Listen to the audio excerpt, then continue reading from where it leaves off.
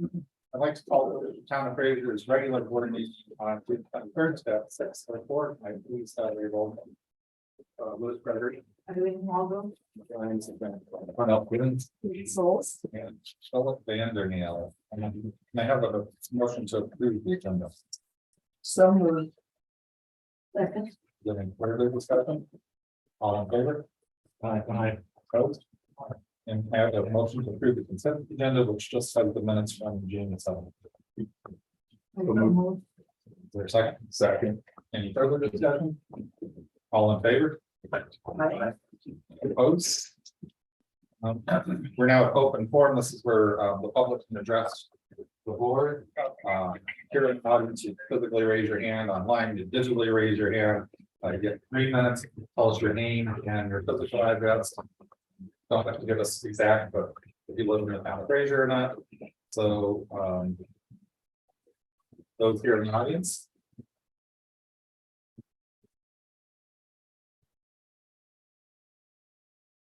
Is there anybody online? No. Okay, let's move on. We are now at public hearing and possible action on Victoria Village Master Plan. More on that. Pittsburgh. Good evening, board. Thanks again for having us. It's some of you may have just seen we are here today on the fourth open house and also seeking final approval of the master plan for Victoria Village. Our plan today is really just to give Vogel Associates a chance to come up and walk through the master plan so that you can see what's in the final set here. And then take a couple of minutes to review the architecture for the buildings that are planned to see on the master plan. And then we'll come back and talk a little bit about some of our next steps and where we're heading from there. Tonight, we're here seeking approval of the final master plan that we will move forward with more development. Mr. Mayor. I would like to hear a summary comments. If there was any different new comments from the folks that were in the audience, when would be a good time for us to put that during Public. When we open up public comments. Okay. Gotcha. Thank you. And they can, it's okay if they give us a summary. Yep. Great. Okay. Thank you. So with that, if we could just clear off with Jeff and his colleague from Vogel Associates, and we'll go through the final master plan.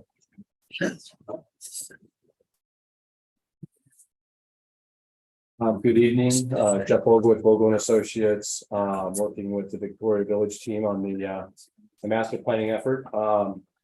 As some of you know, we entered into a kind of an iterative process where we had a series of work sessions and open houses that included, really evaluating some of the considerations related to the physical opportunities and constraints and some of the programming, visioning, and we were able to get some really great input with the open houses, and then subsequent discussions with others as well who provided input. And that process also included doing a series of preliminary alternatives, and we had some folks that liked part of one alternative and another alternative, and we just kept kind of, as I say, peeling the onion, where we're starting to refine as we go along the program and also the actual physical components of the master plan. So here tonight is really a culmination of some of that and where we've been, and I'll talk about some of those things of what we heard with those open houses, and since then, what's become really important to some of the people that we received comments from. So if you could please go to the next slide.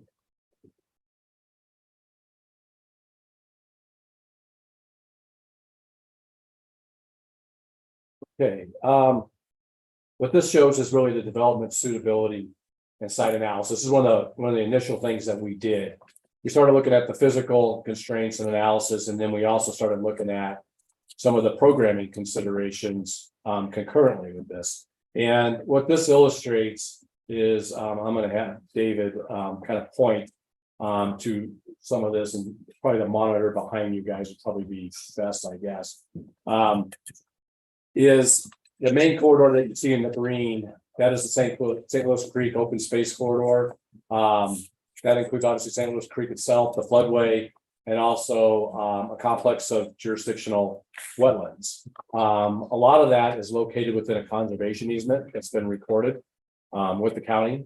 The section to the south that has the diagonal hatch on it is the floodway.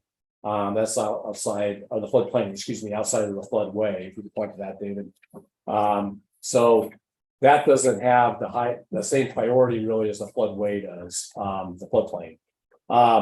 We also on the site have 3 well sites. That's the part of the town's well field. It's located one along US 40, one that's proposed that David just pointed to, and then the one up to the northeast. These well sites include a 50-foot kind of non-disturbance setback that's in the center of those, and then there's a 100-foot setback from the center of those wells that go around. And there are certain things that we can do within the 100 feet, but as I said, the 50 feet really shouldn't include, should be pretty much open. You can't have some streets, you can have some landscape and open space features in those. So those were some of the dictates. There's also a high pressure gas line located on the west side, and along with some other utilities that parallels US 40.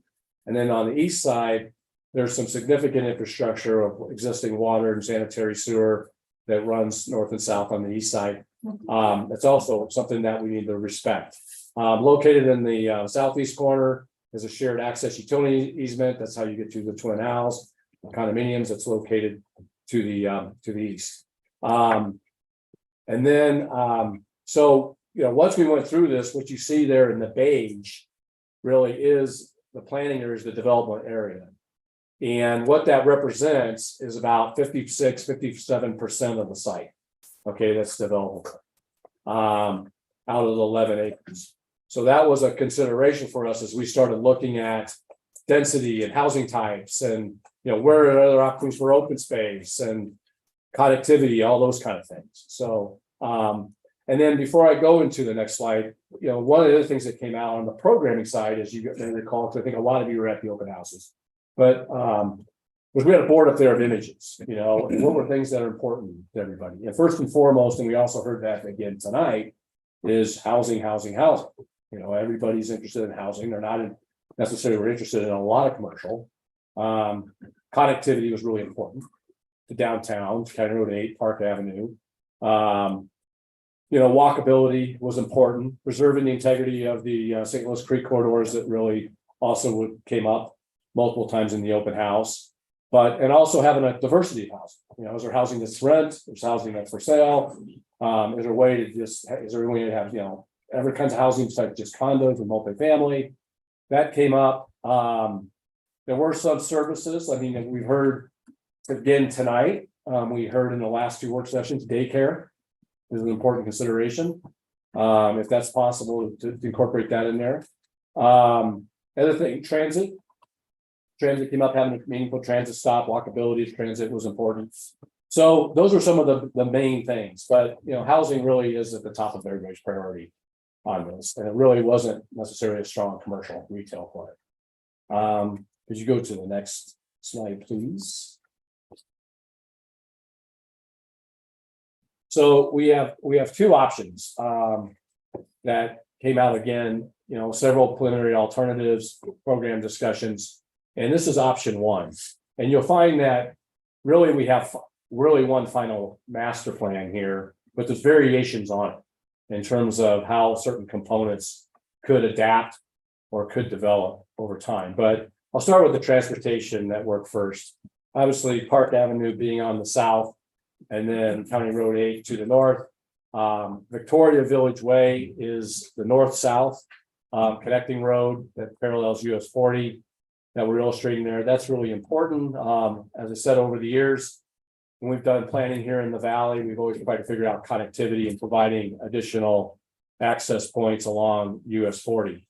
That's an important piece. As it relates to transit, we're showing a transit center. It would be off of Victoria Village Way. That'd be a transit location, which transit would have access via County Road 8 and Park Avenue to the south. The parking, those access points. There would be no other access off of US 40. It would all be provided via Victoria Village Way or the shared access easement that's located to the southeast corner of the property. Is the other way you access the property. I'm going to start to the north.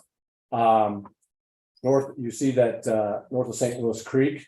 And as you can see, David, if you could point to St. Louis Creek up there, obviously that's the blue running east and west. And then you see the large open space area of contiguous open space that includes the wetland complex as well. So like in keeping with some of our goals and objectives, we're maintaining the integrity of the open space system as well in there. But to the northwest corner there is building A. And in this concept, building A is would be a 4-story building. It's contemplated to include a combination of 1, 2, 3 bedrooms, multifamily units, and building would include 24 units. The building would side US 40 and would front the St. Louis corridor, and also obviously to the north where the parking and circulation is. As we head south, you'll see buildings B and C. Those are multifamily buildings. Again, that combination of 1 and 2, 3 bedrooms. 50% of the units right now mixed would be 2 bedrooms.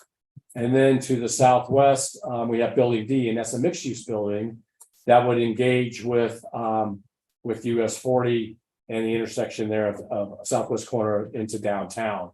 I will note that we do have a surface parking, which we're handling with all the product here. But that surface parking lot that we have located, there's located at 12 feet approximately below US 40. So that's recessed. As we get to the southwest corner, we start to come up with grade for building D. And so we're able to engage a little bit more effectively with the street. But a good portion of the site north of building D up to St. Louis Creek is recessed 10 to 12 feet. Building, what we call building E, which is to the east there, that's also a mixed use building. And what that contemplates is that the lower level would be non-residential, and that's about 7,700 square feet, and that's targeted to accommodate a daycare facility. One of the things that works well about this is that to the north of that, as you recall in the site suitability I showed you, there's a town well site there. And what we've configured here is a pocket park. This would be more of an active area more than the open space corridor to the north. But it also worked well because it's adjacent to the potential daycare center that would be located in building E. The upper floors would be multifamily residential. And then north of that, in the yellow buildings there, those are 13 townhomes. They would front the pocket park and they would front the St. Louis Creek open space corridor. And they would be accessed via an alley that's kind of running east and west. And so this concept here includes 174 residential units and approximately 10,000 square feet of non-residential space, with a majority of it being targeted more for a daycare facility. You can please go there. Sorry. Option 2, again, the framework remains the same. And before I go any further, when you have a master plan, you want to create obviously opportunities for adaptability, flexibility, which I think with the blocks and the modules and the planning areas we have here, it really allows that flexibility and adaptability over time. Really the primary difference on building A in this concept, it's still configured the same up to the north. It's the one to the northwest. In this concept, it would be configured to include studios. There'd be approximately 48 studios that would be located in building A.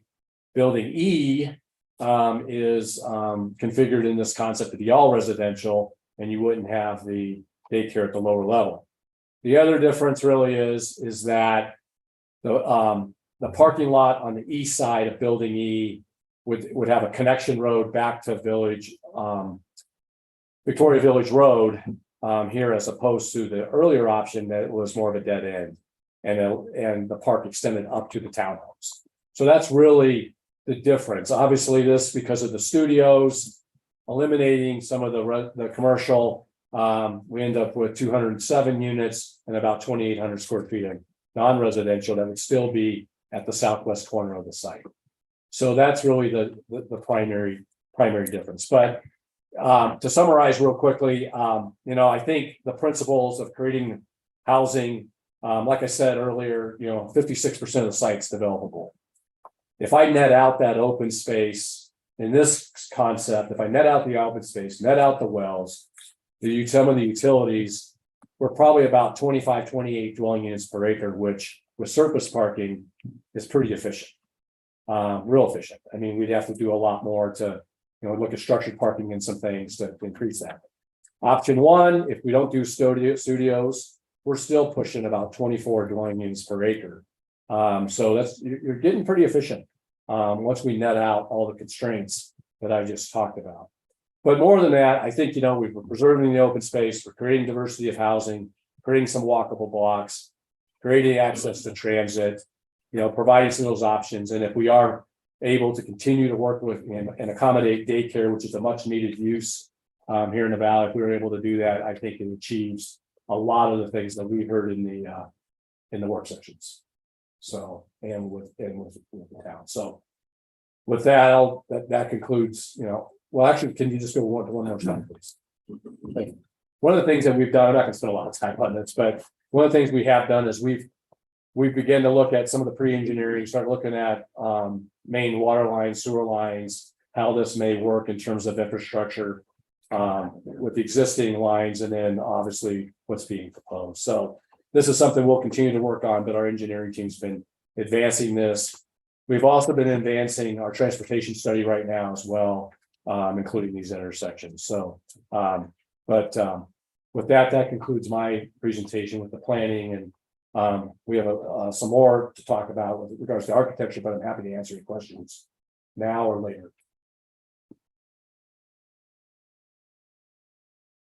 So if we did option 2, protect the daycare, how many units would it be, residential units? If it is with If we daycare, kept the daycare,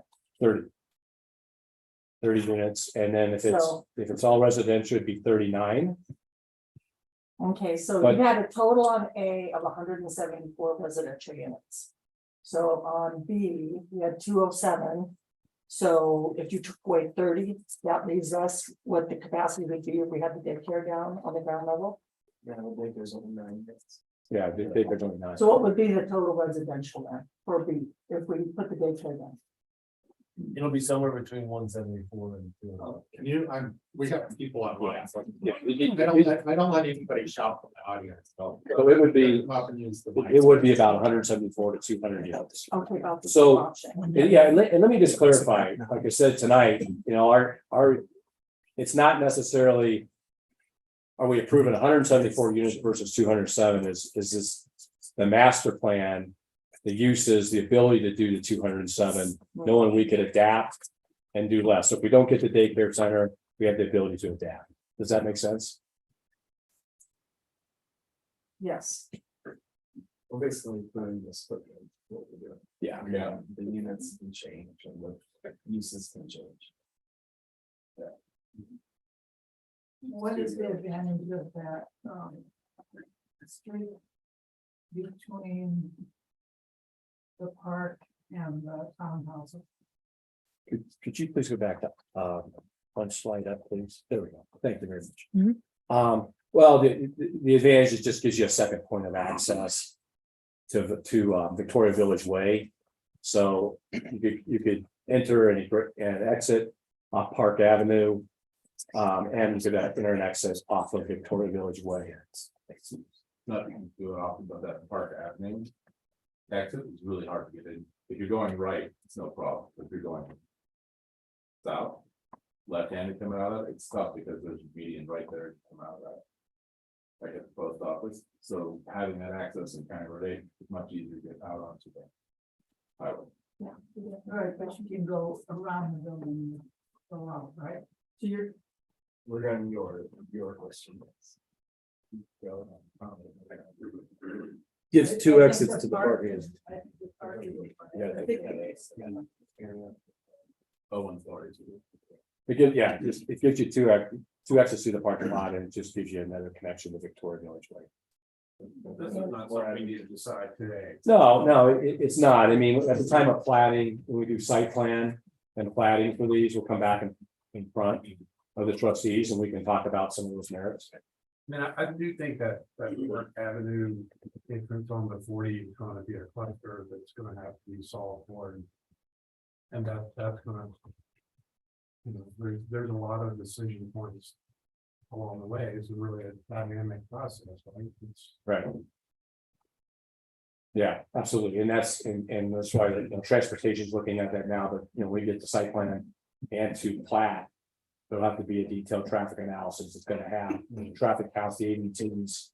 And then obviously CDOT will be a referral agency, and they'll be very much involved in this too, in terms of how that is gonna function.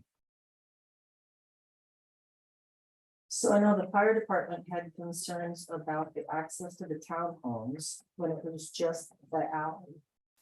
So on option 2 now, if that's the one that has the road going to the east of building E. In between, at the end of the pocket park, Yes. So so that, that's now option 2. yeah, so that would address East Grand Fire's concern there, but also option 1, if we could you can go to option 1, please. The next slide. Or the slide before. Yep, that's it. Yeah, there you go. So there we provided an emergency vehicle access out of the parking lot to the end of the alley, see that? So that's another way to address the East Grand Fire concern. So both options can address it. Okay. It's not used for emergencies. Yeah, exactly. Yeah, exactly. It'd be kind of a trail system, but it's got to be designed and have the width that they can get in and out there. We've done that a lot with these Grand Fires. So, but both of them address their concerns. And now we go to the Twin River parking lot. Essentially. Yes. Oh, no, that would not go into the Twin Rivers parking lot. It would, David, can you point to where that would connect? So from there, and then it comes back to that parking lot. So it doesn't connect the Twin Rivers property. I thought one of the options did connect into the Twin River. Both options down at the bottom, right there, yeah, right there, that connects to Twin Rivers because they have a shared access. So that's another entry point. Well, it's emergency entry. Is it only emergency? Yep. Well, that's what it's been for the last 20 years. But is it an open easement? That's an open easement, and that's a shared open access easement, the one at the southeast corner. So people could use that to access. Yeah, our intent is they will use that. The only emergency vehicle access only that we're proposing is the one to the north that connects to the townhomes. And that would be a gated emergency vehicle access only. Okay, To the northeast. yes. But it's kind of hard to see on that, but it's That's the brown. little kind of tan zone on that one. Yeah, so the condominium complex in the wintertime will run a chain across that north entrance or their south entrance. They put a chain across there, you can't go through it. So, You can, yeah, correct, all that condo goes out to 8 and down wintertime. But if it's an easement, they can't put a chain across. why would we want to? Why I would we mean, need to there's change? nothing there now, right? But not in the summertime, not normal, but in the wintertime, they put a chain in. You're talking to the east. Yes, complex. So I've got the 2 options in hard copy from our last meeting. We have a hard copy of the 2 options for this meeting I am not sure, I don't know if you do or not. based on the slide. I didn't print it. That would be So we don't need to decide option 1 or 2. okay. Right? And we're basically conceptually approving the master. That's plan. correct. That's Okay. correct. But we don't need- That's correct. Okay, any other questions before we move on to the next one there?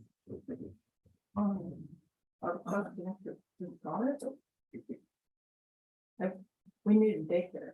And our daycare needs a home, so I would like to keep that, we'll keep that as an option there. I mean, if something happens with our local daycare and they can't make it happen, then that's another issue, but I think we should plan on that. On that, building. Seems like a good location for it.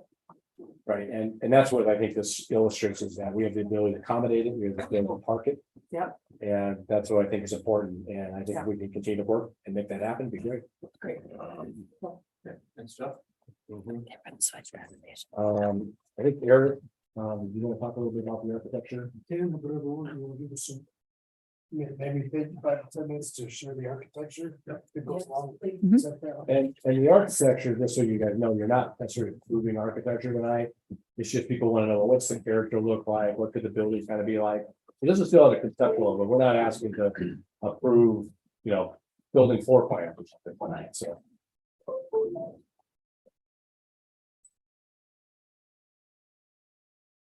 Good evening, I'm Eric Smith from the SA Architects. We're based in Steamboat Springs. Excuse me. We're talking all day, I've lost my voice. And then go back to share screen. We have essentially 5 buildings that are what we call residential apartment condominium type buildings on the site next slide, please. Which are buildings A, starting on the north, which is a building intended to initially be studio units, and then building B, C, D, and E. E is the one that we're talking about putting the daycare in. And then the 2 townhouse buildings, which are just north of building E. All of the buildings on the site currently are proposed to be 4-story buildings, with the exception of the townhomes. Those are 3-story buildings.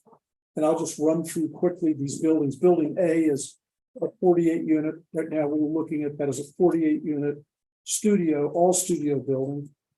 I had mentioned earlier in open house, we tend to not mix the studios and ski areas with the 1, 2, and 3 bedroom units, because we tend to get a different mix of residents in the studios. Most of them are younger. They don't tend to keep the same hours as families that might be in the 1, 2, and 3 bedroom units. So typically we put the studios in a dedicated building, which is what we're proposing in building A. Next slide, please. These are just a summary of the basic multifamily buildings. The top left on the screen is building A, which is the studio unit. You'll notice on each end that little grid work. In each of these buildings, we're developing storage units, 1 for each residential unit. We think that's important. People bring bikes, kayaks, all the equipment, snow tires, whatever that might be involved, don't really fit well in these studio units. And so we've got dedicated storage units on the ground floor for every single unit. So we have bike storage and recreational equipment storage on the ground floor. We have fewer units on the ground floor. And then as we get to the next floor, those are full units because we're putting all of that storage on the ground floor where they can access and take bikes and so forth upstairs.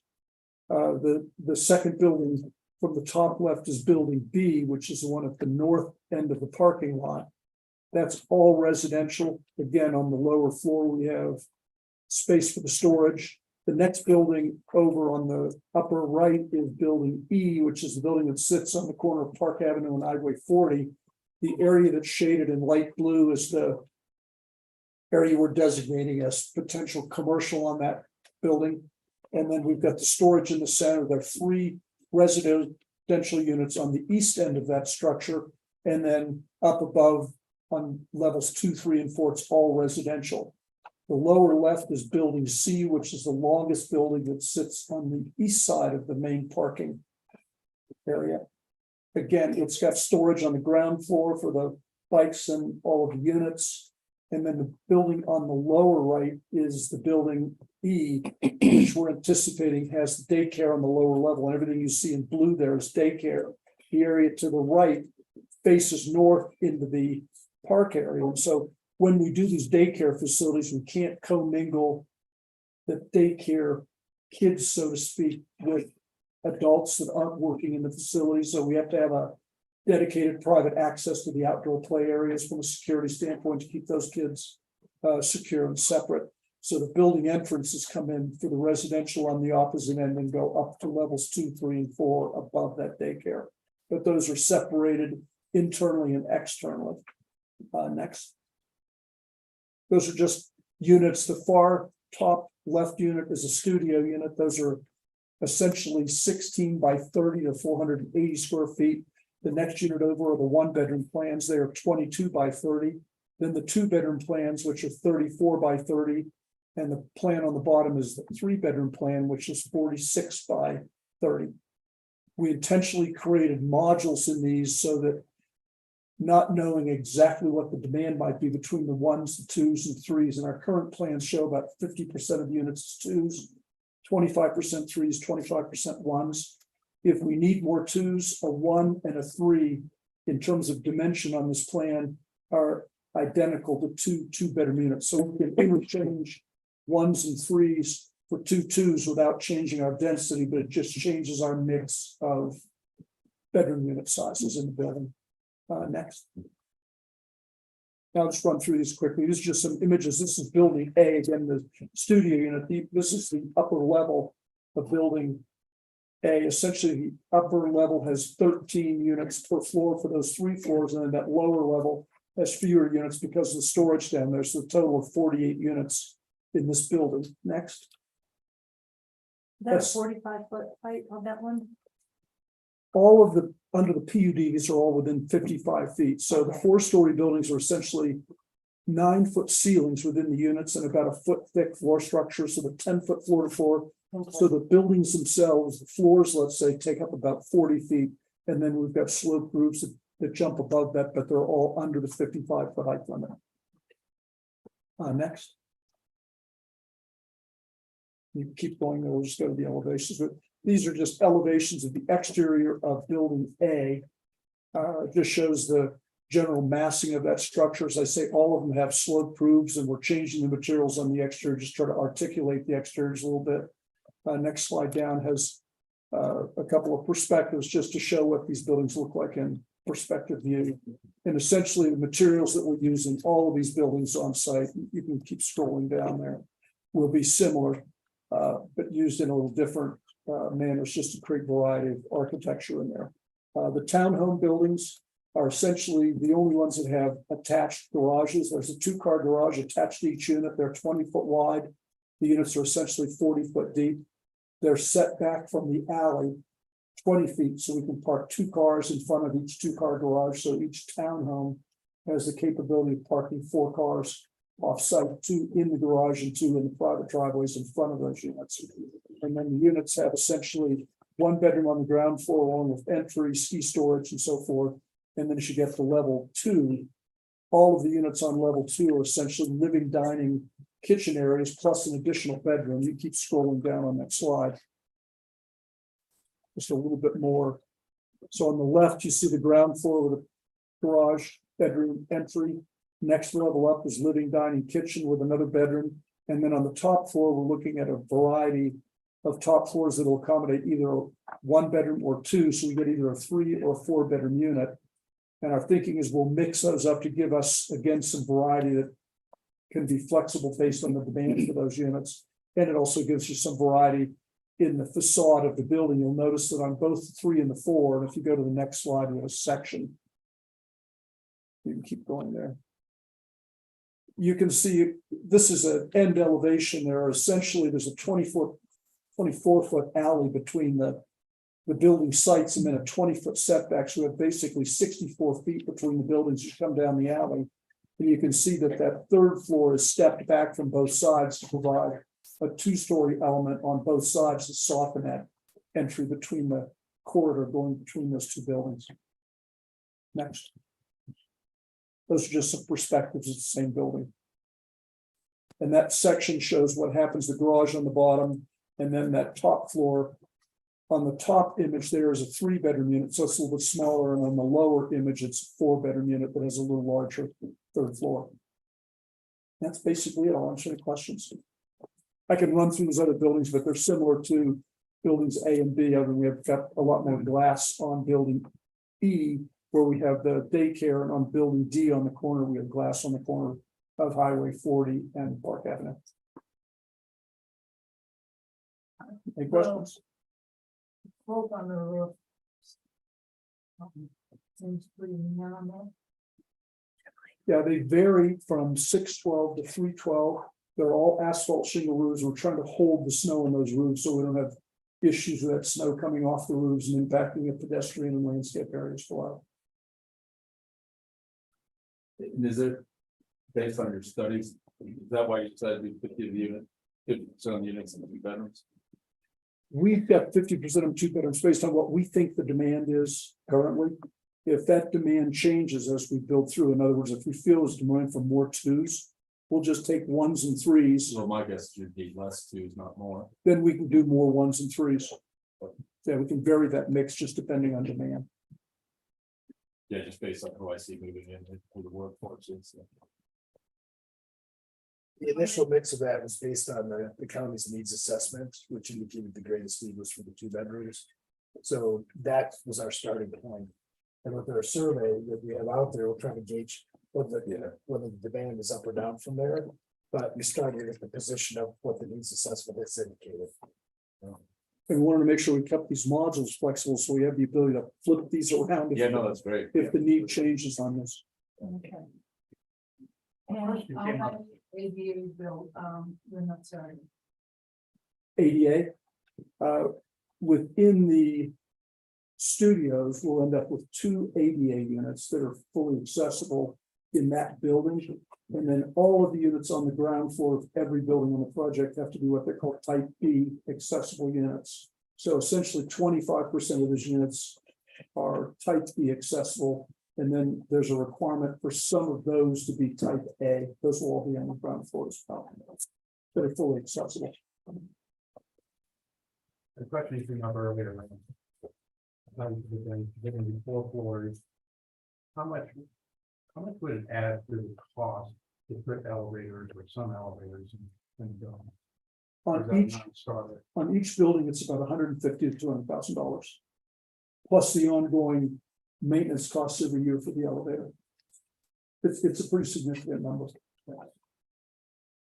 That's less than a problem.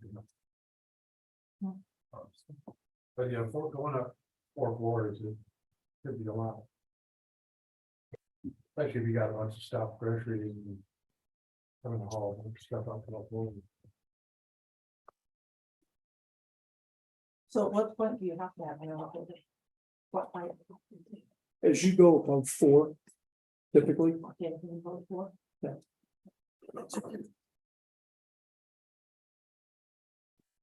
And we've got a lot of apartments we've done at 4-story walk-ups. And it's interesting, initially we had concerns about the demand on those 4th floor units. We have found that the 4th floor is the highest demand of any views because people like being on the top floor, they like having the views, and so we really don't have a problem leasing those top floor units.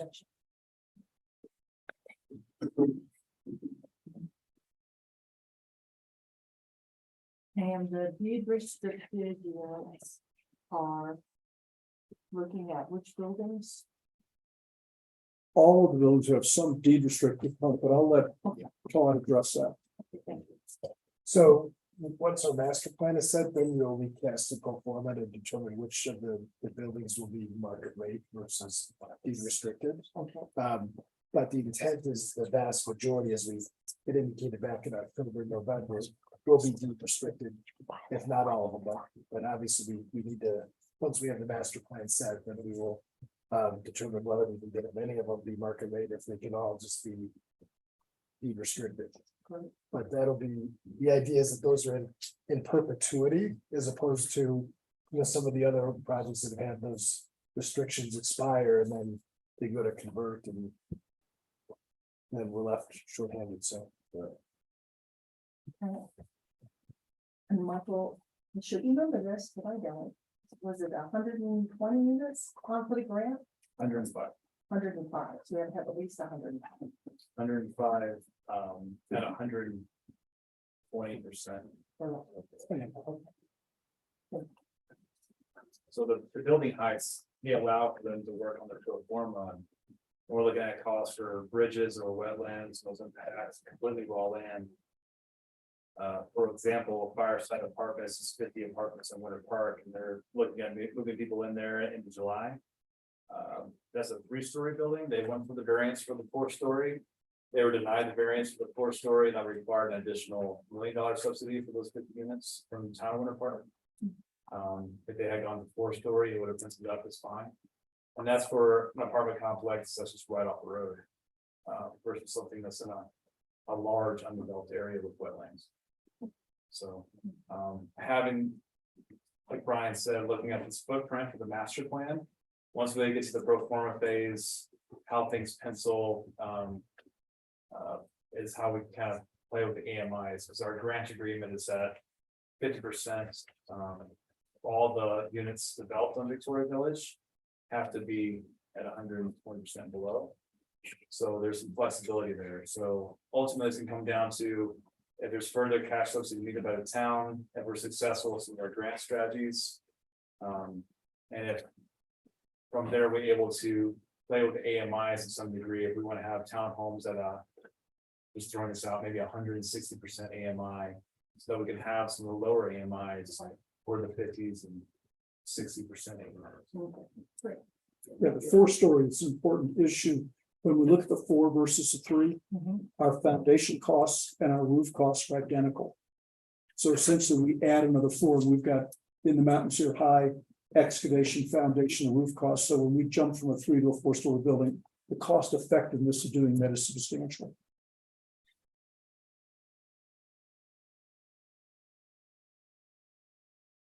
Any other questions? Thank you. Thank you. Do you guys have more from your team? or- Good evening, y'all. Matt Ginsberg, with Mount Affordable. So I think you've seen from Jeff, the master plan, final master plan. You've seen some of our initial architectural drawings from Eric. This is all consistent with what we presented to you guys in 2020, end of 2022, to go through the planning process, incorporate elements of design that were critical to the town, go through these open house town hall processes. We picked up things like the possibility of including the post office, which is important, but the distinct possibility of including the childcare facility there, and sort of the focus on a mix of mix of units between studios and up to 4-bedroom units. So tonight, what we're looking to do is get approval for that colorful picture that you've seen many times and has adjusted in small ways over time and is now presented as 2 options. I think you guys have sort of coalesced the understanding of that, but just to be clear, option 1 and 2, or A and B, I don't remember how we denominated it, are 2 of the infinite possibilities sort of between the bookends that we've defined by this picture, right? So like there's not going to be a building next week that appears in the middle of the parking lot. That's not a possibility. Also probably not going to remove any either, right? So this like 5 buildings, 13 townhomes, as much effort as we could put towards achieving the goals like the grandkids space, etc. That's what we're asking for approval for tonight. And the overall mix and density of homes there is somewhere between 174. These are exact numbers that are exact for no particular reason. 174 to 207 units. But let's say 170 to 210 units. Somewhere in that range is what we're going to end up with as we work the pro forma, work through the needs assessment, like our updated needs assessment and the polling that we've been doing.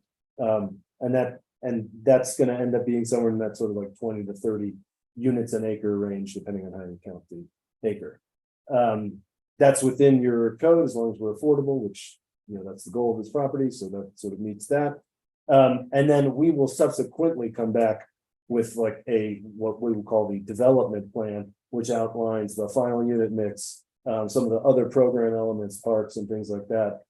Any town contribution that we're going to need to fill gaps, a financing plan to fill gaps, whether we're going with LIHTC and serving the super low 20 to 80% AMI levels, or whether we're going with some of the bond options or grant options that serve the middle incomes, etc. Variances, platting plan, phasing for constructing the buildings, and we've said sort of south to north, but there may be reasons to go the other way, right? As we finalize this. And then energy efficiency, which I know is sort of big in back in the approval stage. We are still conscious of that, and we are developing a plan around this final master plan to address energy issues at the site. So with that, I wouldn't run through any of the pictures or anything again. The only other part of the approval I think that's maybe worth another minute is to pull back up the utility relocation and let Todd walk you through a couple of things there, because that's sort of the only other thing that has a level of detail that like one could actually approve at this moment in time. It is. Yeah. Say the drive. Yeah.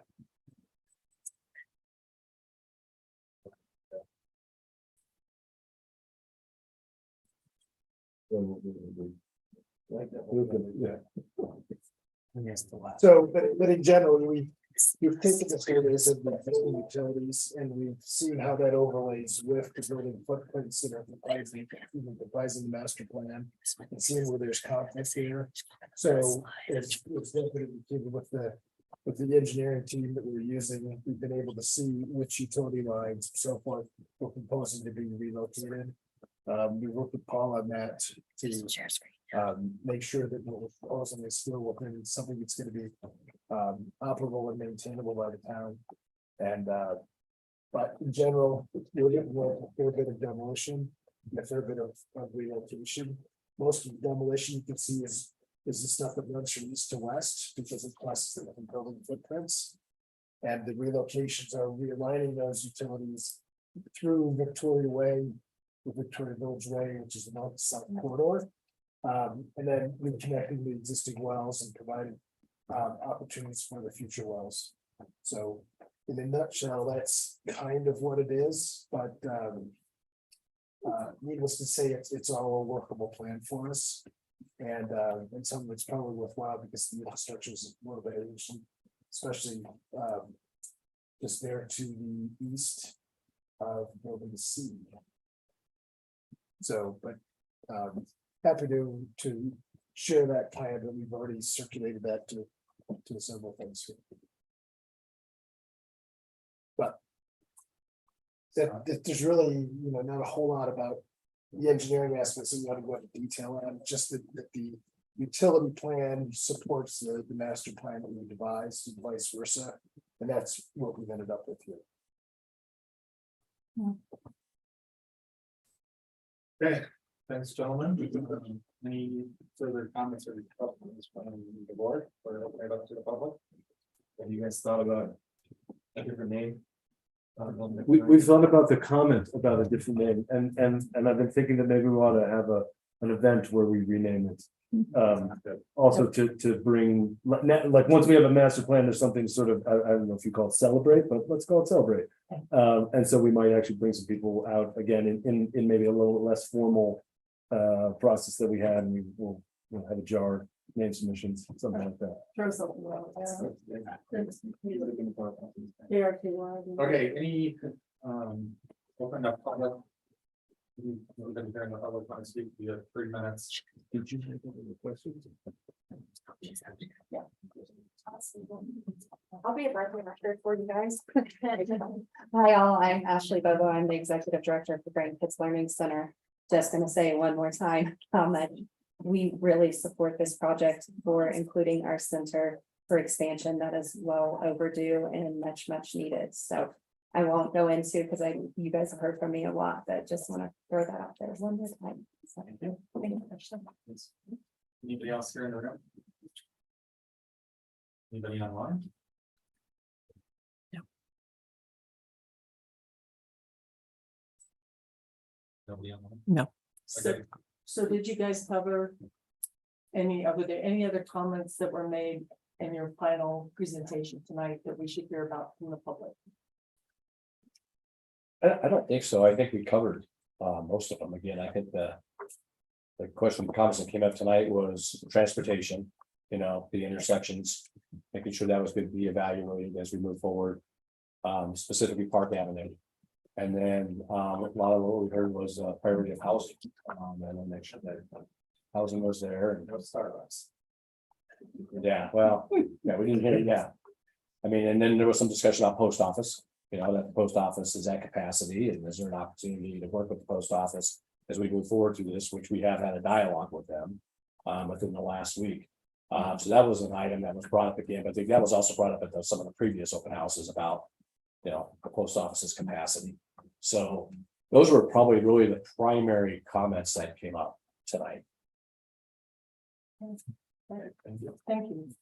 I just, on the subject of the commercial and the housing, the trade-off that we discussed on the non. Daycare commercials are like 9 homes.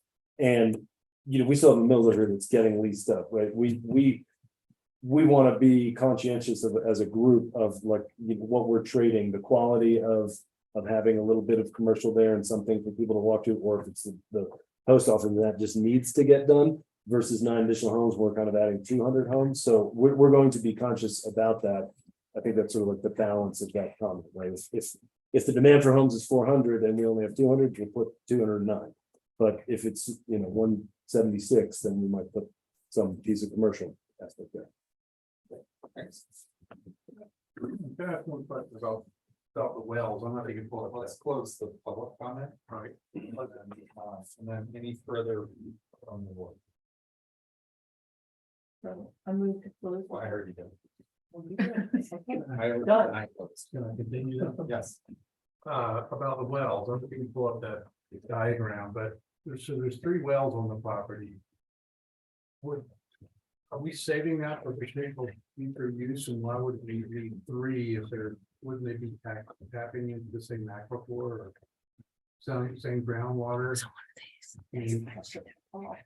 So those were the areas that were identified by our HRS, our water consultant, as the most likely potential highest yielding wells. So the only one that is a potential well is the one that would be the playground for the daycare. The other wells are all existing. Those 3 wells already exist. Oh, those 2 already exist. So the one on 40 exists, the one at the top right or middle right exists, and the one in the bottom right corner exists. Okay. Those are all really, existing, talking so about that we one are- well. We will test, the plan is to test the well site this fall to see if it's viable. And if so, then move forward. If it's not viable, then that space opens up and stays green space. Right, that's what I was wondering if we needed that well, or if we did need that well, then that would give us maybe some extra green space in there, right? So really the only thing that the well would take up would be literally the well house. So the little well, so the house that almost got hit when the crash truck went through the guardrail right there, when you drive by Victoria Village, that little house, it's the same thing again, just in that pocket park. So there'd still be a pocket park. You would just have that 10 by 10 building that has the wellhead that's then pumping it back out to our system. I'm assuming the well that's on Warner Park West. Means Warner Park Ranch, Which one is that? Down here. the bottom. That's their building. No, it's at the I believe, hospital. I think That's that's his their, department. Yeah. that's just their office. Yeah, that's our well. Their wells are in Lions Pond. That's the office. Oh, so it's not really on the wall. Okay. But it should still be Warner Park Ranch.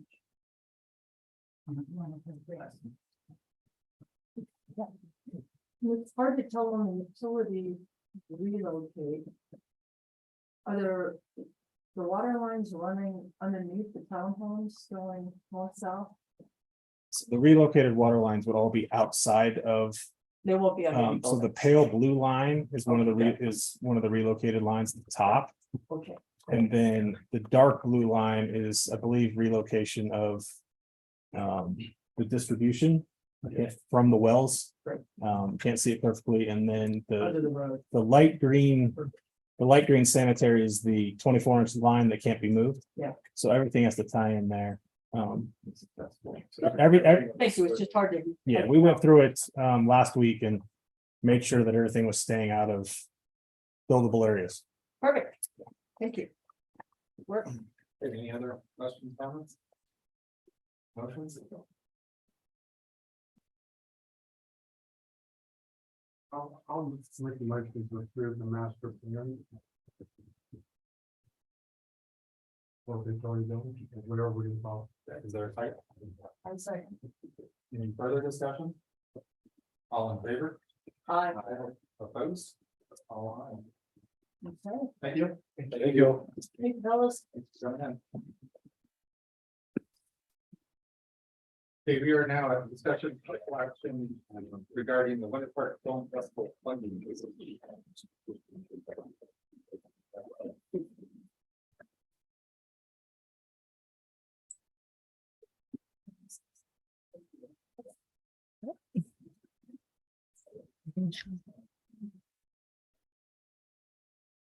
Okay, is anybody here for the Winter Park Film Festival?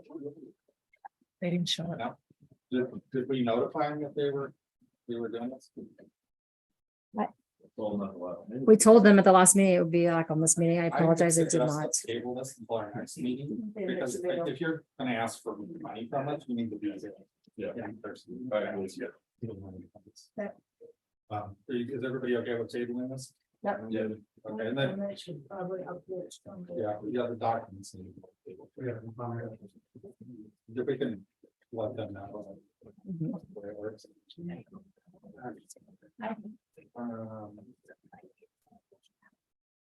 Hey, Rob. Yeah. Hi. Hi, Rob. I think in the conversation about the Winter Park Film Festival, deciding if the money is going to the Grant Foundation, then to go to them, or if it's going directly to them, is something that the board should consider. If it's going directly to them, it could go through the bank grant program, or it would go through grants to other nonprofit entities. And go through the Grant Foundation, that's a little cleaner, a little easier, and you do have some funds already there, and you could reallocate funds there. For You need the treasures in the packet. Yeah, sorry.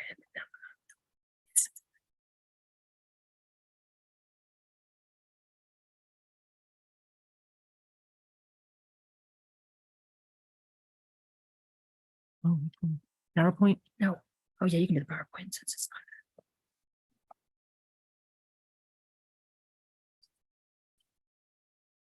So we have the treasurer's report.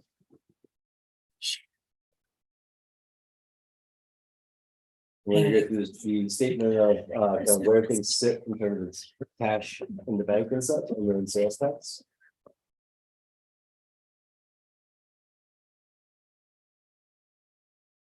Wrong one. We'll get it together here in just a second. Sorry, too many things going on here. This one. Lots of other screen.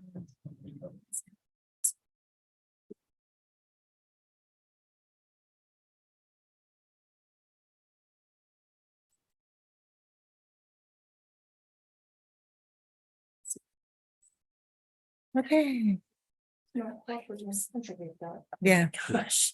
Round and round. Okay, Hey, We'll go to the second, the third slide. So this is where we are, basically trying to keep that green line as tight as possible.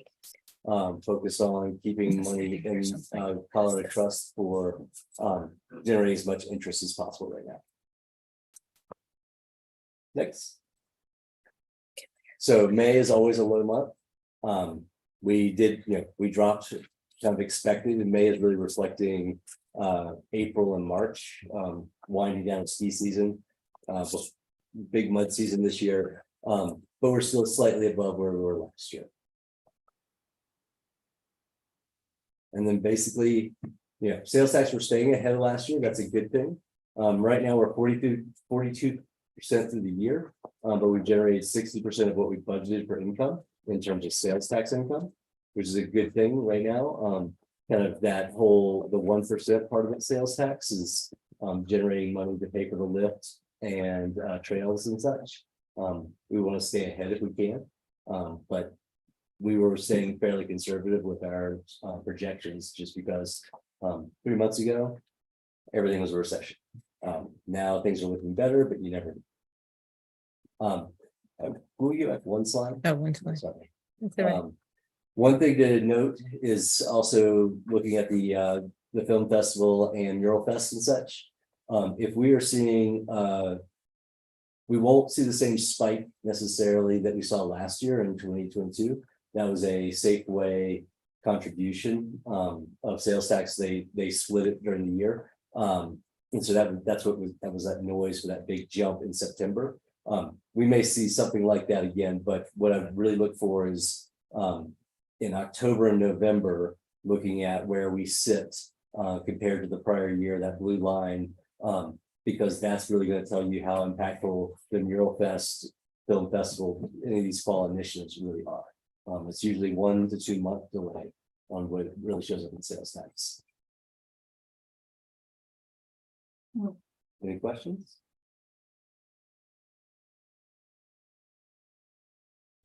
Have we seen any projections on what people are thinking is gonna happen vacation wise this year? Tourists coming to the valley, seeing that Europe and Asia is open. We've seen a really steady increase in traffic counts year over year consistently. I don't think that's going to change a ton. I think there's been a demand for international travel, but quite frankly, the airlines are not making it pleasant for anybody. So I think a lot of the international travel is going to be additive and not in place out. If we were in a recession, I think that would be where you would have more replacement vacation. Just for Airbnb representatives, so they're facing 20% in. For the summer. Yeah. For the- Like seeing Europe, like people are headed to Europe. Yeah, I was hoping something might come this way out of. You heard about the potholes in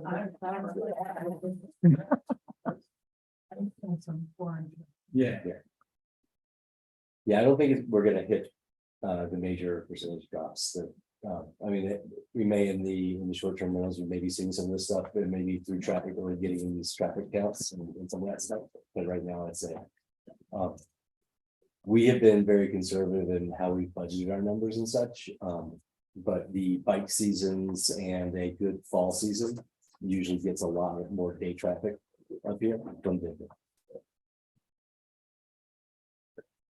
Thanks, Rob. Thank you. All right, we should have taken this off earlier, but 10 o'clock. From. Didn't hear why, but it's no longer on here. Was that the thing up? Yeah, so next is alcohol beverage festival permit, picnic in the park. So I'll just real quick, the Tin Cup Tavern will be at the next meeting. It'll be a public hearing. Okay, good. Yeah, so that's coming back. Okay. Yes. So I have received a application for an alcohol beverage festival permit. So the state created this new application last year. It's basically mirrors like a wine festival permit that now different retailers can also do, including really all of our restaurants in town could do it. So Camber Brewing has applied for this permit to sell beer along with Fraser River Beer Co. at Music in the Park. They like to do every Music in the Park, including the FAB events, the 2 in July and the 2 in August. So they have submitted an application locally to us, and I've also submitted an application to the state, which is also required for this type of permit. And they meet all the requirements. This is basically the way that they were able to do the Fire and Ice Festival also, which didn't come before you guys because I was able to approve that one administratively. This one, because it's 8 events, it's picnic in the park. I did want to bring that before the board to get your thoughts if this is something that the board likes to do, wants to have beer sold at that event, along with the FAB also this summer. I do have the dates. There's 8 dates in total for all of the events. And they will have to pay a $50 fee to the state every time they want to pull one of these permits, and $100 to the town. And that's really it. I think Sarah and I have discussed that we will probably put them either over here kind of to the right of the pavilion, or if we end up moving them, it could be over closer to the tennis courts also. It's not totally set just yet exactly where they'll be. They will not be at the first picnic in the park, so their first one will be that July 11th. So on the FAB dates, Mhm. are we gonna close Fraser Avenue? So So we can make it a street event? So the FAB, we intend to close Leonard Lane, actually, and not Fraser Avenue. Because we will also be doing, during the summer, which won't be as affected, but we are doing that bore under the railroad. So Leonard Lane will have a couple days in the summer that it'll be closed. And rather than closing Fraser Avenue, we decided it'd be better to close Leonard Lane. There's a little more room for cars and vendors to park, and have their pop-up tents, next to each other. So it'd be Fraser Ave on the other, or Leonard Lane north of Fraser Avenue. It's in the next agenda. Correct. It is the next item. It was kind of hard to separate them, as to how these actually go, even though they kind of overlap, they're kind of the same thing. Yeah. But the alcohol beverage, permit did need its own approval, beyond the outside of the FAB. And that doesn't affect other people's ability to bring their own alcohol? It does not. You can. Sarcastic. Yeah. Yeah, That was my next question is, first of all, I know everybody brings their own alcohol. Is that legal? it actually is. It's written in our code that you are allowed to open consume, in our open spaces and parks. Okay. Yes. And so even with the sale of alcohol, that doesn't negate that. It does not. Now, liquor licensing is very convoluted in my opinion. It'll be very similar to like we did at Fire and Ice. The tent will be set up. You'll be able to purchase a sealed beverage within the tent, and you will have to consume it outside of the tent. Is the way the liquor laws are set up. Or you set up the tent and you confine it and you consume in that area, but we've decided it'd be better to allow people to consume within the park. Yeah. So the park really is the perimeter. But the actual licensed premise will be where they'll sell underneath their tent, and you won't be able to consume in that area. It's like a liquor store instead of a bar. Kind of, yeah. It's very strange. It's great. I think, I wish I'd about a beer. Yeah. Yeah. So I'm confused. Only Camber is applying for it, but both of them are in the same tent then? So they'll probably do two separate tents, but an alcohol beverage festival permit allows you to have as many licensees that are eligible for this type of permit, which are all your restaurants, your breweries, your distilleries, your wine and beer license. So really any license in the town of Fraser would be eligible to do this, to be on this. Well, Camber is pulling the permit. He has reached out to Fraser River Beer Co. I have not had any other inquiries from any of our other license holders that are interested. But if we would have additional licensees, I would request that they would speak to Camber to potentially be on that license. But Camber is pulling the permit.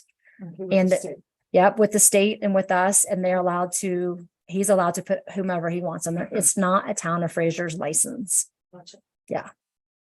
So how about up here in the old horseshoe pits area? Well, that's kind of, I think we'll put the tents, we're kind of talking about right out here is where Sarah and I have kind of come out Yeah. in the Yeah. grassy Yeah. area. Yeah. Okay. You can't bring in alcohol if you grant this license. No, That's not No, you correct. can't. You can.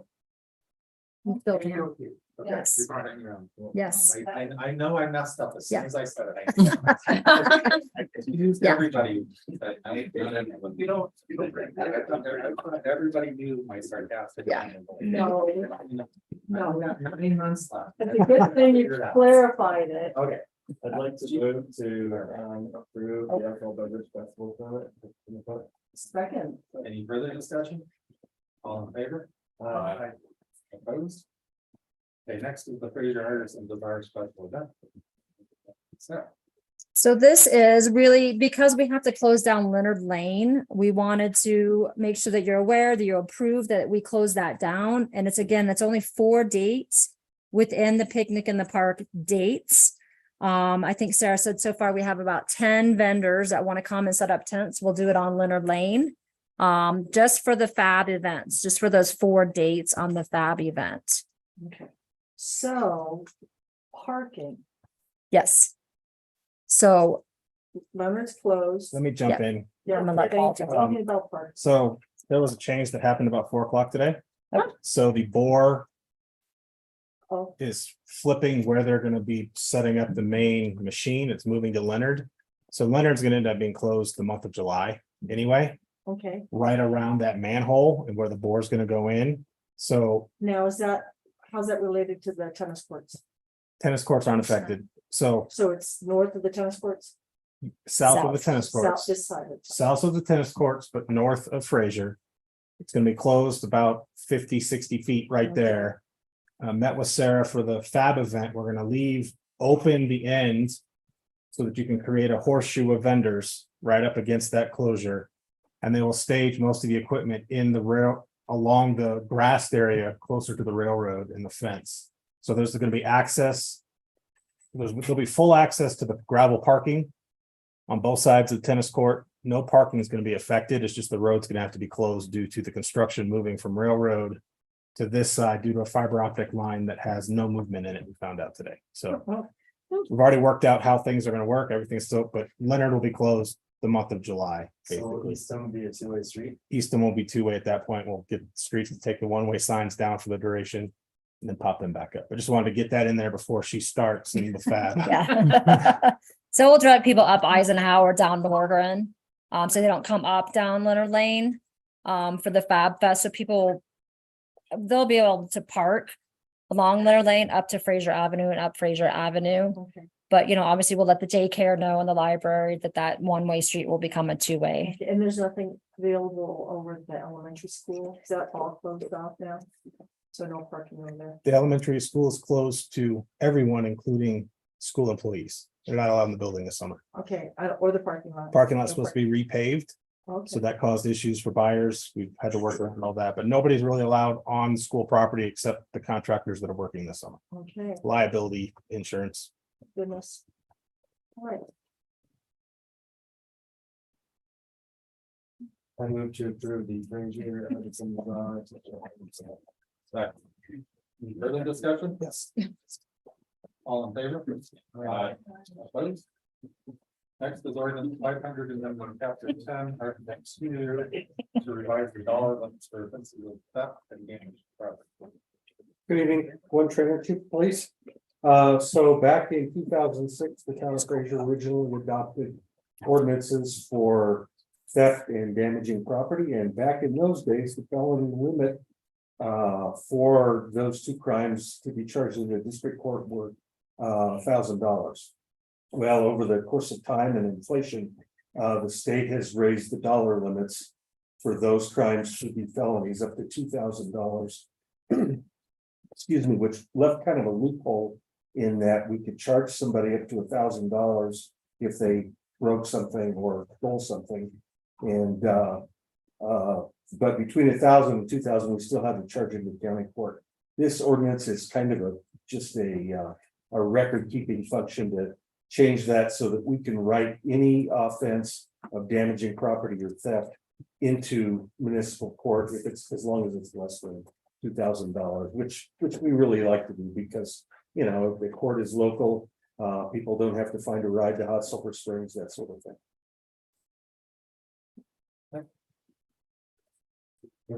Outside of Sulphur Springs. Well, we have our Fraser Winter Park combined municipal court, which is the third Thursday of every month at the Winter Park Town Hall in the council chambers. Gotta get Pokemon. Exactly. We obviously haven't given you enough attention. If you don't know. I'll get you the license plate. I read through the memo and I thought, well, it's Hot Sulphur instead of Denver or something. Right. Yes. So, but either way, it's still a good thing. I'll tell you what route it takes to work. Okay. Shows what a law abiding citizen means. That's right. So I would recommend approval. Is there a resolution or? There's an ordinance, Ordinance. ordinance 500. I'll make a motion to approve ordinance 500 amending chapter 10, article 2, to limit the lives, the dollar limits for offense of theft and damage to property. Second. Further discussion? All in favor? Opposed? Okay, next is, thank you. Next is, resolution 2023-0604 pavement. It's not. Yes. What's the contact? It's gonna be snow. So the contract entering into with Elite Paving, we did the paving last year. It's a joint contract with Winter Park to get a better rate and a better contractor up here. So they put out an RFP, did the bids, opened everything. And so we have $800,000 in the capital asset fund for existing street capital projects. That includes the money for both of our projects on fires and sewer line. But the cost of this would be $98,931.20. That is to fix John's Drive from 40 back to the Murdoch's entrance, to fix the damaged portion on the Safeway frontage road south of the charging stations, and then fix 2 access permits, one at Fraser and Doc Suzie, and then one back on Carriage where we had to do water line repairs. Are they gonna pave John's Drive? They're gonna do full reclamation on that section of John's Drive, dig it all up, put in new base, and then pave it for the sill drive. So that's where you turn off of 40, 40. And then come back Come towards, back behind the, come back to the entrance to Murdoch's right there. They're Really back to bad. the west, right? no. Seabroker. It's a short stretch. It's a short stretch. Yeah, it's, Let's make it Aspen right there, between that naked Aspen on that. Just the end of the Murdoch section. That's my office. Between Yeah. Seabroker. Just that. I thought that was on private property. no, So depending on, Highway 40. depending on what you look at, it shows any private property, but when we went to the county assessor, it showed us right. It's part of it. It's our road.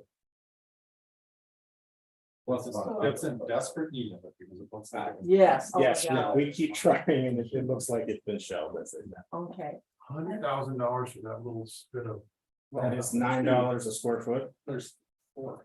There's 4 places we're doing. That's the most expensive because we're doing a full depth reclamation. so did you say that included the Buyers Out project or not? The 800,000 that's budgeted includes those 2 projects, but we have plenty of money that's been in this fund to do this. Okay, So have you seen the work that's going on at City Market? yes. Similar to that. That's a mess. It is a mess, but you're gonna have a nice road. Because it was so bad that you have to do that. They ever get to the bottom of that clay. I don't know. I was through there this morning and the rightmost eastbound lane is down about 2 feet and they're gonna be there for another 2 months. I feel like. Wow. I saw that the big scoop out of it. Yeah, And I mean, it was deep down. Okay, can we have a motion? Oh, yeah. Basic prices. Yeah, I have. I'd like to make a motion to select resolution 2023-0605 approving County Road 804. Yeah, parking lot. So. Is there any further discussion? Well, how much of that road are we responsible for going down in the center? all the way to where it widens into the parking lot. You're talking John's Drive, Safeway frontage road. oh, the Safeway frontage road. So this is the area that our street superintendent recommended needed to be paving within the parameters I gave him for a budget. Obviously, based on the discussions at the board retreat, if we're gonna redo that road completely, we don't want to be spending $200,000 paving it now to tear it all up in 2 years. Yeah, so a big hole in this back of the Safeway parking lot. That is Safeway. Well, it's either Safeway or it's the other building. It depends on where it is. No, it's. Yeah. They could always apply for a business enhancement grant. No, We give out asphalt for that. we don't, we said that was the last. one. I think there was another one. Uh-huh. May have been a few steps. But Okay, it's we have a motion and a second. Any further discussion? All in favor? Aye. Opposed? I know there's some new paving on. Okay, next is resolution 2023-0605 approving County Road 804 parking lot development. So the current parking lot that's being used on 804 where people park to get down to the trail. And that Winter Park Ranch uses for access to one of their wellheads. It's private property. We were approached by the developer to build something there. And in exchange, they're gonna move down to, they're gonna come down 804 towards Wapiti, and there's a small gravel space there that they're gonna turn into an actual parking lot to create a new access road for Winter Park Ranch to get down to their access road. Okay, so I do have a question for that. So that upper section, when I moved in all that dirt where we can drive down. Not far from the wellhead, but that was a lot. Was that the town that did that? Or you said that's privately owned? Privately owned, So what are they gonna put there? a house or townhouse. I don't know. It's just private owned. It's what's this town home? I think it's single family. Yeah. It's one there. But it's actually outside of Fraser. Yeah, it's in Graham County. Okay, So we're providing them to move, since it's been used as public parking, not really. right. So Well, Winter there, Park but the Ranch, road comes down the hill, down to the river tracks. so Winter Park Ranch has an easement to access their well down that service road. Okay, but So- the wells on the trail. right? Right, so this moves it, and this provides for the easement for Winter Park Ranch, so we've been working with Jim Fox, Winter Park Ranch on this. And they want to build that house there on that lot, so they offer to. Winter Park Ranch wants to keep that easement, maintain the easement, as it even works well for our people too. Good. So this new parking lot provides for about, looks like 8 spaces based on 81 feet wide. Okay. So this is a provider. Views just north of, you know, the Meadow Road. That's the road. The hill going up to the. So we're shifting it north. Do you walk the very edge of River Trail behind Safeway? You've never done that. So, you know, if you just, when you come across the bridge closest to Safeway. There's the one little road, Yeah. there's a It's short one kind of out, odd. and then further out, there's all that. On this root cut That was just a. Share screen. That's the. I'll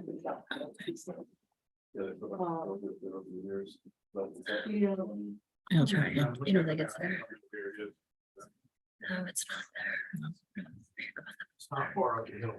No, it's lower down, it's below where they have that new cut, that new fill area. that they filled in. And the new parking lot would be even farther down the hill. You spoke big on that, you guys.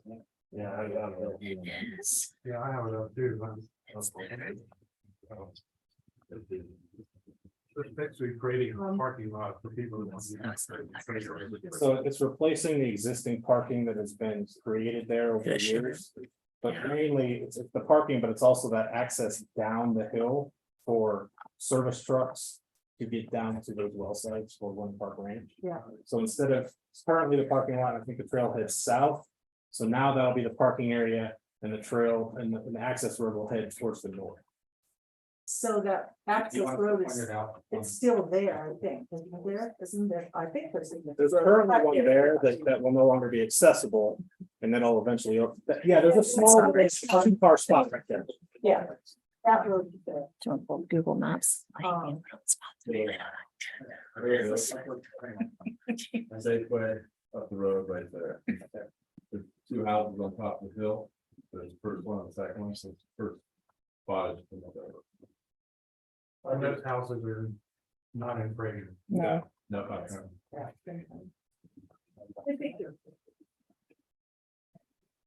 Okay, So you know when this would start? I think that they're ready to start. There's been some delay in getting this access, this parking lot agreement signed.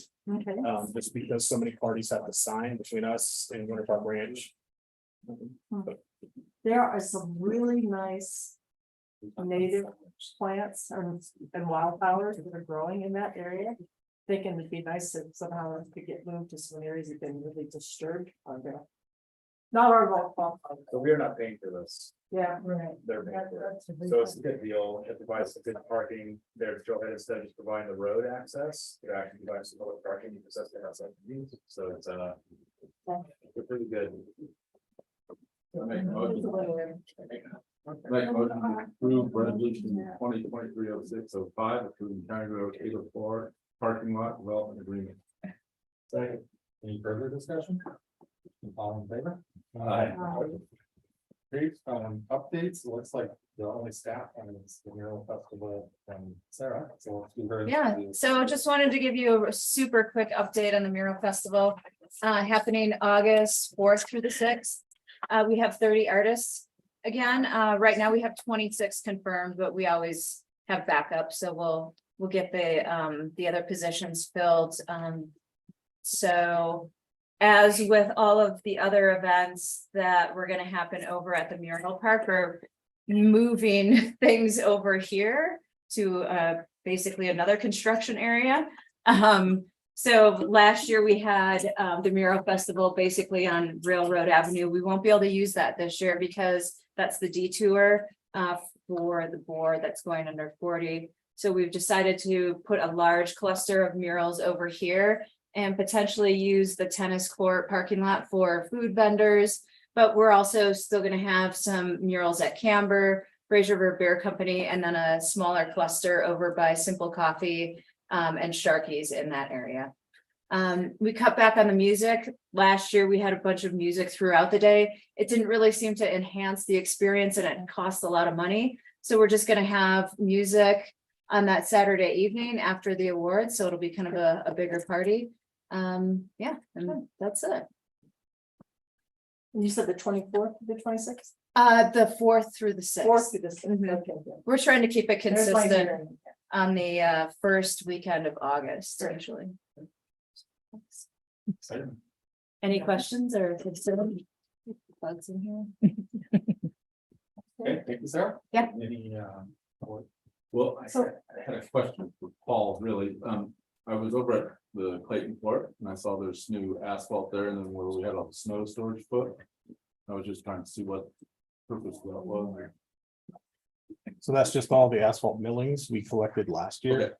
And so because we were having so much trouble with rutting and everything, we put down the millings and hit them with a roller to compact them. So hopefully it stands a little bit longer than what has been happening in the past. So it's not- Asked me why they were paving the road before they.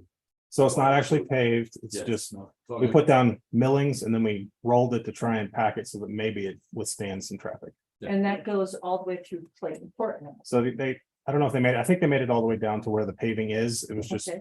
we still have an abundance of it up at 6W. Okay. And we advise that we start using that in some of the alleys to fill some stuff in and just renting a roll, doing it when we, over the time when we rent a roller for 2 or 3 days. Let's put some of that out, roll it because it'll last a little bit longer than some of the gravel. Okay. actually looks like a parking area. It does. We discussed earlier today, maybe putting some signage to direct people this summer for some parking back there. I'm a little leery with all the construction going on at Kozlik right now. Maybe if they finish up that water line work, we can open that up a little bit, but the way things have gone the last 6 days, I don't really want anybody back there unless they're supposed to be back there. Yeah. Oh, okay. I have a comment from board workshop on the presentation on just the rendition of the public works facility. It was pretty fancy. I think it needs to be a little bit simpler, just to keep the price in line. If we're gonna be talking with architects. Maybe not to go with the drawings that they did. There were multiple. So we're gonna approach the contract, an engineer first for an engineered cost for a design set of plans, Okay. and they will sub out to the architect.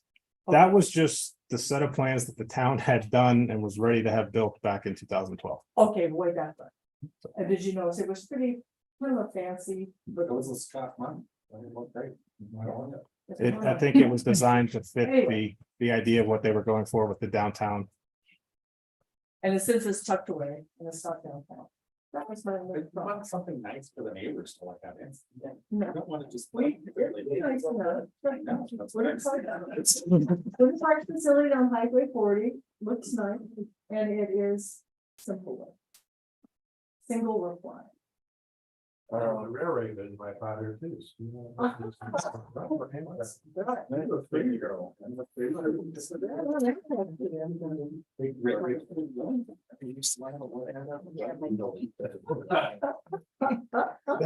I think to that point, there is, I would add that that is going to be right across from the upper reaches of West Mountain, which will probably be multi-million-dollar homes.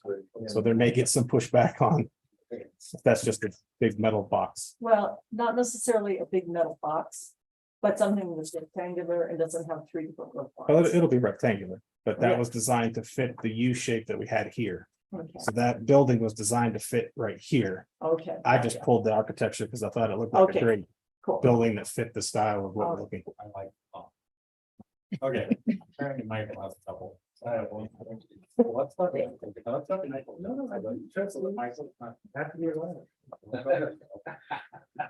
Well, as some of you may know, you may have saw that our finance director, Rob Clemens, in the accepted the position as the executive director for the Fraser River Valley Housing Partnership. We're very sad to see him go. He's been here for about over a year. What? Been a huge asset to the town. You Um, can't leave. Weekly report. Did you not read that? Yeah, we want to read it. Come on there. And the Yeah, weekend don't update. tell me. So. Obviously, we appreciate it about, wishing the best of luck, talking to him, try to see if there's some ways that we could keep him here, but he really is looking forward to this challenge that he sees and helping solve a lot of housing issues throughout the whole valley that out to Grandview, so. Wish him best of luck and appreciate his help. He's being very proactive in helping us find a replacement, get somebody trained up and do a good handoff and transition and be able to assist as needed with that new personnel. So Rob, thank you very much. You've been a huge asset to town and we know that will be the first project that's funded by the partnership. Well, they're lucky to have him, Bob. And there will be a huge benefit to us. Goes back to that. We need to have our government entities, but stealing. Because all we're doing is hurting. Anyhow, one way, I. You can't see it. Okay, what's your other? My other update is August 24th and August 25th is the CAS meeting down in Basalt, Colorado. The 24th starts at 2 p.m. and kind of goes, and they have an evening reception and then they have a morning event. Something that I'm interested in tying in there is, and I still need to get this approval with Steve as well, but I think that it's a good opportunity. Steve Fitzgerald with the Public Arts Committee has been wanting us to, if we can get down to the SALT, the executive director for the art center they have in the SALT has been a big success. And we can kind of look at a lot of different programming and how they kind of came to be, how they got financed, how they got built. Could be a good way to partner with that CAS conference. So we could set that up before or after the CAS meeting. So if you have interest in that, please let me know and we'll get you set up for accommodations. So if we're gonna, I think we may try to go for the 23rd. So could be trying to get you in the night of the 22nd first day, and then be leaving the 23rd. So at least a few days for that long to drive. It's kind of, I'm sure I absolutely will. So that's it. Just a few things. Hey, Brian. There's a pre-construction conference at 10 a.m. You can Google Meets into it for around Highway 40. So I'll be attending on the day. I can give you guys a report for the next meeting where you can send notes in. The email meeting is with too, right? I don't know about going. We did have a team and participated in the Grand Classic golf tournament. We did not win. Maybe come last. I don't know, but my partner Ryan Anderson hit a hole in one on. Why not? So home run. Oh, it's fine. No, that's what I was like. I was like, oh, Wow. It was 2 hole in ones at the same day. Yeah, same hole, same day. No, wait, it was a different hole, different hole. Right? You just tap Who got that one? you just tap it in, as my understanding. Okay. What's that, guys? Any other updates?